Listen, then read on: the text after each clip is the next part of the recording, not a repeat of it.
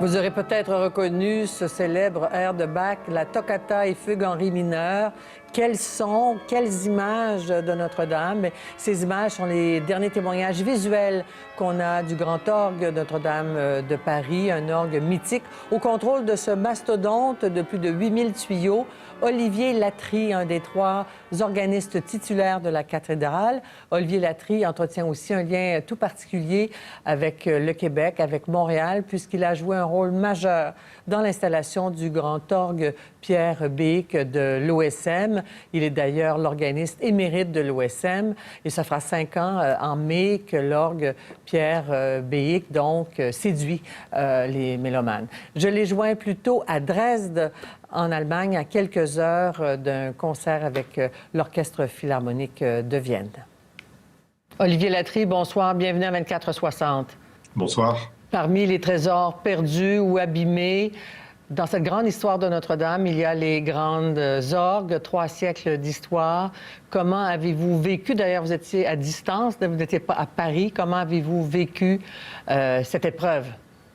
Mal, bien entendu. En fait, je suis arrivé hier à Vienne et au moment où je posais mes bagages dans la chambre d'hôtel, je reçois un SMS me disant Notre-Dame brûle. Et voilà, j'y croyais évidemment pas. Et j'ai vu une photo accompagnant le SMS avec les flammes et je me suis dit, mais c'est absolument incroyable, irréel, que se passe-t-il? Et en fait, on a allumé tout de suite Internet pour savoir ce qui se passait et on s'est rendu compte effectivement que la cathédrale brûlait. Je me suis rendu compte très rapidement que les flammes allaient se propager très rapidement parce que la charpente était une charpente de 800 ans. Donc avec un bois extrêmement sec, et ça a brûlé extrêmement rapidement, puisqu'en 4 heures, tout était complètement détruit. Que savez-vous des dégâts aux grandes orgues? Alors, a priori, et c'est absolument miraculeux, le grand orgue n'a pas été trop touché ni par les flammes, ni par les lances à eau des pompiers. Parce que ça aurait pu être quand même assez dramatique, puisque si l'orgue n'aime pas le feu, parce qu'évidemment ça fait fondre les tuyaux, l'eau peut avoir des conséquences irréversibles sur tous les composants en bois, notamment les sommiers qui contiennent des réserves d'air pour faire sonner les tuyaux. Donc vous êtes un peu rassuré. Est-ce que vous comptez accompagner la restauration des grandes orgues? Oui, autant que faire se peut. Vous savez, on ne sait jamais réellement ce qu'il y a à faire. En tout cas, maintenant, c'est trop tôt pour le dire. Il faudrait vraiment qu'on puisse accéder à la tribune, qu'on puisse faire une expertise précise de l'instrument et de son état. Mais pour ça, il faut déjà pouvoir avoir l'autorisation, ce qui n'est pas le cas, puisque rien n'est sécurisé pour l'instant. Il y a encore des pièces qui menacent de tomber dans la cathédrale, que ce soit à la voûte, que ce soit à l'extérieur. Donc tout le périmètre est complètement sécurisé, il va falloir attendre un petit peu que tout ça soit évidemment balisé, etc. pour qu'on puisse enfin accéder à la tribune, peut-être la semaine prochaine, on verra. En quoi l'histoire de Notre-Dame est liée justement à l'histoire de ces grandes orgues? Mais parce que les grandes orgues ont accompagné toutes les cérémonies religieuses ou nationales françaises. Que ce soit, si on monte un petit peu dans le temps, le sacre de Napoléon ou encore plus le sacre le mariage d'Henri IV. Bon, ça fait partie des événements historiques qui ont eu à Notre-Dame. Il y en a eu évidemment bien d'autres. Je pense au Tédéum de la Libération au moment de la libération de Paris en 1944, les enterrements des présidents, que ce soit le général de Gaulle en 70, Mitterrand en 95, Pompidou en 69. Enfin, il y a eu énormément de choses comme ça tout au long de l'histoire de Notre-Dame. Et bon, évidemment, les victimes des attentats qui ont été commémorés à Notre-Dame, que sais-je, il y a eu énormément de choses. Et puis évidemment, tout le service liturgique qui est évidemment la première chose pour laquelle l'orgue est employé. Parmi tous ces événements que vous avez énumérés au fil des décennies, vous y êtes quand même depuis 1985. Vous y êtes arrivé à l'âge de 23 ans. C'est toute une histoire pour vous. C'est presque jour et nuit, si je comprends bien. Des fois, vous êtes là à 4 heures du matin pour pratiquer. On se bouscule pour pouvoir mettre les doigts sur le clavier, sur les touches. Quel est le souvenir le plus émouvant que vous pouvez partager avec nous? Vous savez, Notre-Dame est un lieu exceptionnel. Et c'est exceptionnel parce qu'il ne se passe pas une semaine sans qu'il y ait un événement exceptionnel. Et en fait, je ne peux pas vous en citer un tellement il y en a. Ce que je pourrais vous dire, c'est peut-être 3 ou 4. Je pense par exemple à l'Office pour les victimes du Bataclan qui a eu lieu en 2015. Je pense aussi aux ordinations de prêtres, tout simplement, qui a lieu tous les ans à Notre-Dame, où les prêtres sont allongés sur le sol et l'Assemblée, pendant la litanie des saints, chante « Priez pour nous ». On a l'impression que c'est la cathédrale qui chante. C'est absolument fabuleux. Enfin, sont des moments de grâce, réellement.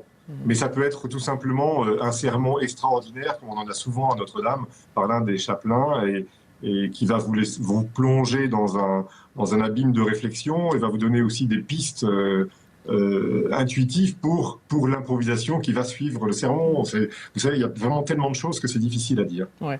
D'ailleurs, on vous décrit, c'est votre renommée internationale, comme un des meilleurs improvisateurs sur l'orgue. Et d'ailleurs, au Bataclan, semble-t-il, pour cette cérémonie, vous aviez improvisé une Marseillaise tout à fait émouvante qui reste dans les mémoires de tous ceux et celles qui étaient présents. Cela dit, les grandes orgues vont se taire pour quelque temps. Oui.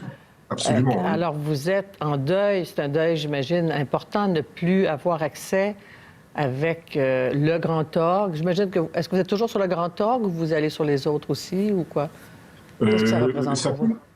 Ça peut m'arriver d'aller jouer l'orgue de chœur, parce qu'en fait, Notre-Dame est une grande famille. Il y a 5 organistes et 3 au grand orgue et 2 à l'orgue de chœur. Et quand l'un n'est pas là, il n'est pas rare qu'on aille le remplacer. Donc oui, effectivement, on joue les 2 instruments et le fait de les avoir perdus pour un temps, on ne sait pas combien de temps, est évidemment extrêmement triste, mais je veux dire, je n'ai pas encore tout à fait réalisé.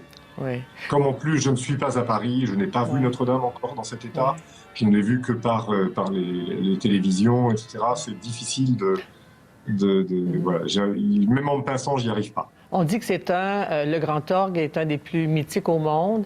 Qu'est-ce qu'il a de particulier, ce grand orgue? Ne serait-ce que son ampleur, je ne sais pas si c'est le bon mot à utiliser, mais parlez-nous de ce grand orgue qui accompagne votre vie depuis toutes ces années. Oui, en fait, le grand orgue de Notre-Dame est déjà a accompagné pratiquement la construction de la cathédrale. Il faut imaginer qu'il a été construit là en 1402, sur cette tribune de pierre, et qu'il a été restauré depuis le début du XVIIe siècle, tous les 25 ans, par les meilleurs facteurs du royaume, puis de la République après, évidemment. Et en fait, chaque facteur a toujours tenu à préserver ce qu'il y avait de meilleur chez le précédent. Donc évidemment, le facteur a toujours atteint un sommet de musicalité, de technique absolument incroyable. Et c'était encore le cas jusqu'à la dernière restauration, il y a 5 ans. Parce que le grand orgue, c'est quoi? C'est 8000 tuyaux? C'est 8000 tuyaux, 5 claviers, 115 jeux, un système informatique très performant et surtout des possibilités absolument infinies, puisque je qualifierais cet orgue d'un orgue français, à savoir que c'est vraiment... on peut y jouer la musique du 18e parce que justement, il y a encore tout le matériel du XVIIIe siècle. On peut y jouer la musique symphonique, évidemment, puisque l'ensemble de la structure de l'orgue est de Cavaillé-École, qui a restauré l'orgue entre 1863 et 1868. Et puis, évidemment, toute la musique du XXe et du XXIe siècle. Le président Macron a déclaré aujourd'hui qu'il espère que Notre-Dame soit reconstruite d'ici 5 ans. On le dit très optimiste. Cela dit, des mécènes, je crois qu'on a déjà amassé plus d'1 milliard de dollars, vous vous rendez compte, pour la reconstruction. Incroyable. Votre réaction à ça? Ben, ma réaction, c'est que évidemment, je suis très impatient. J'espère que ça ira très vite. Et je remercie évidemment tous les donneurs déjà et tous ceux qui vont donner. Et je dois dire que je suis extrêmement aussi touché par les réactions des musiciens. parce que les musiciens ne parlent pas de l'orgue, ils parlent de la cathédrale aussi, et ils vont organiser partout dans le monde des concerts, pas seulement les organistes, des concerts pour justement trouver de l'argent pour la cathédrale, sa restauration, etc.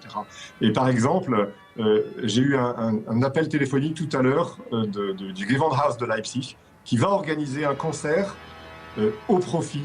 Les musiciens vont jouer gratuitement au profit de la restauration de la cathédrale. Je trouve ça absolument fabuleux. Et vous allez être à Montréal le 19 mai pour un concert qui marque le 5e anniversaire du grand orgue Pierre Béhic à l'OSM. Vous êtes organiste émérite de l'OSM. Donc, c'est un peu réconfortant aussi de venir jouer sur un autre grand orgue ici à Montréal. Oui, c'est réconfortant et je veux dire que c'est réconfortant aussi de retrouver des gens qui, là aussi, dans cette épreuve, m'ont beaucoup soutenu. Évidemment, Madeleine Caro et toute son équipe, mais également Kent Nagano qui m'a très gentiment envoyé un message dès hier. Très bien. Olivier Latry, merci beaucoup et bon concert à Vienne, à Dresde, mais avec l'Orchestre philharmonique de Vienne demain soir. Merci. Oui, merci beaucoup. Au revoir. Merci.